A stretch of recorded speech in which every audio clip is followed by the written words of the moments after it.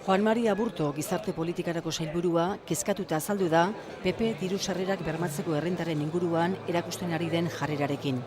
Aburtoren hitzetan, duela 25 urte Euskadin lortutako konsensua puskatzen ari da Alderdi Popularra.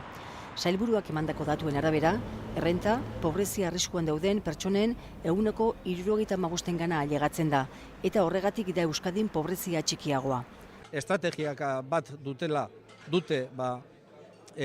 kalkulo elektoral bategaz, oso arriskutsua izango da konsensu hori apurtzea. Ze konsensu apurtzen bada, nik ez dut gizartea bera apurtu egiten dela. Adostasuna berreskuratzea eta finantziazioa ere eztabaidatzea proposatu du Aburtok. Izan ere, bere hitzetan, Euskadin akordioa lortu behar da sistemak eskaini behar dituen zerbitzuen eta honen finantziazioaren inguruan. Elkarrizketa sozialaren maila berriz, hil hau amaitu baino lehenago deituko duela esan du Juan Mari Aburtok. Zaila da ulertzea sailburuaren esanetan, elak eta labek elkarrizketari uko egitea. Hori kontutan hartuta, guk uste dugu elkarrizketa garatu behar dugula eta elkarrizketa garatzeko zabalduko dugu maila.